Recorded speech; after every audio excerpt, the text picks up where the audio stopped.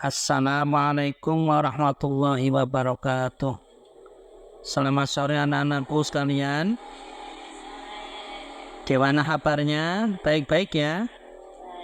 Ya, pada sore hari ini kelas 6 TPG Inforgoy akan melanjutkan pembelajaran kitab Safina. Pada hari ini Pak Ustadz akan menerangkan tentang perkara yang membatalkan sholat. Anak-anak sekalian, kalau kita melihat dalam keterangan kitab Safinatun Najah bahwa perkara yang membatalkan sholat itu ada 14. Awas, perlu diketahui dalam pembelajaran ilmu fiqih itu kadang berbeda-beda dan semuanya sama dalam tujuan. Nah, seperti halnya ini mungkin penjelasan tentang masalah perkara yang membatalkan sholat. Kalau menurut kitab Safinah itu jumlahnya ada 14. Yang pertama berhadas. Nah, berhadas itu bisa juga terkena hadas kecil, seperti halnya kita itu melakukan sholat lalu kita mempunyai hadas kecil, habis kencing ataupun apa, kita itu berarti sholatnya batal. Yang kedua yaitu terkena najis. Apabila najis tersebut tidak langsung dihilangkan. Dan perlu diketahui, najisnya tidak boleh dipegang ataupun tidak boleh diangkat dengan tangan.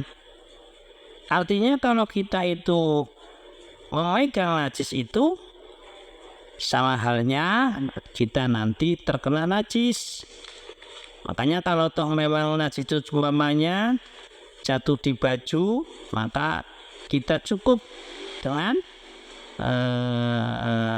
menggerakkan baju tersebut agar najisnya tersebut jatuh. Sedangkan yang membatalkan nomor 3 yaitu terbuka auratnya. Nah, terbuka auratnya jika tidak langsung ditutupi. Umpamanya ada orang sholat lalu ada angin besar, sehingga bisa membukakan pakaian sholat. Contohnya laki-laki sarungnya terbuka sehingga membukakan pada aurat, maka sholatnya akan bisa sah kalau memang langsung ditutupi. Yang keempat yaitu mengucapkan 2 huruf atau 1 huruf yang membawa kefahaman pada diri sendiri atau orang lain. Contoh, kita itu di saat sholat lalu ada orang bertanya, nah kita menjawab, ya itu berarti kan cuma 2 huruf saja ya. Nah, apabila kita lihatnya di situ menjawab pertanyaan orang tersebut, maka jelas itu membatalkan sholat. Yang kelima yaitu mengerjakan sesuatu yang membatalkan puasa dengan sengaja. Nah, contohnya apa? Kita sedang sholat, makan ataupun minum, ya, sedikit ataupun banyaknya itu membatalkan sholat. Nah, yang keenam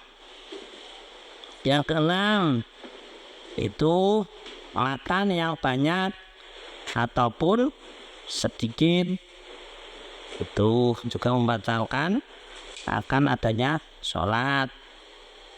Yang ketujuh, bergerak dengan berturut-turut sampai 3 kali, ya, itu juga nanti akan bisa membatalkan sholat. Yang kedelapan, melompat yang luas. Ada orang sholat lalu kok melompat, nah itu juga bisa membatalkan sholat. Yang kesembilan, memukul dengan keras.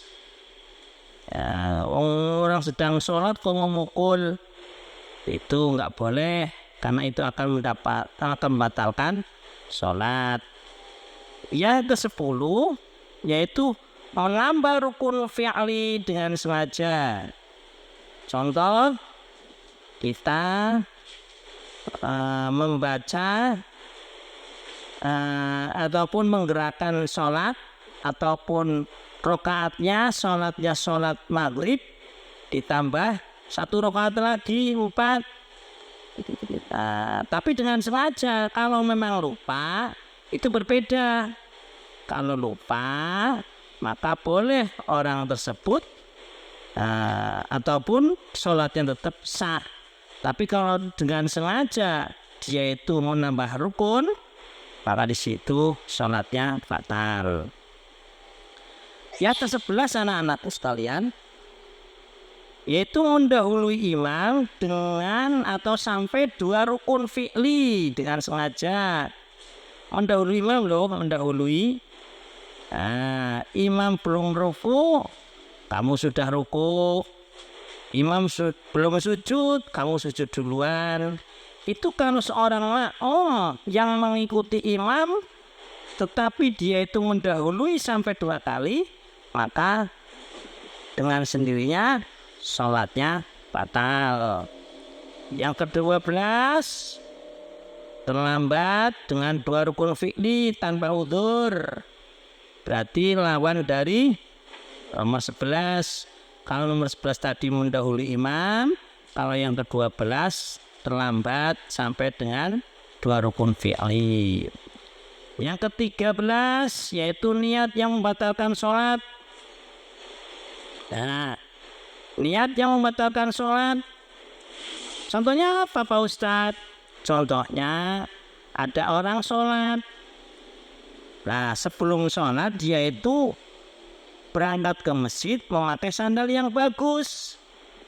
Lalu setelah dia sholat Allahu Akbar, dalam pikirannya, dalam hatinya berniat, nanti kalau saya sholat lalu ada orang mencuri sandal saya, maka saya akan membatalkan sholatnya.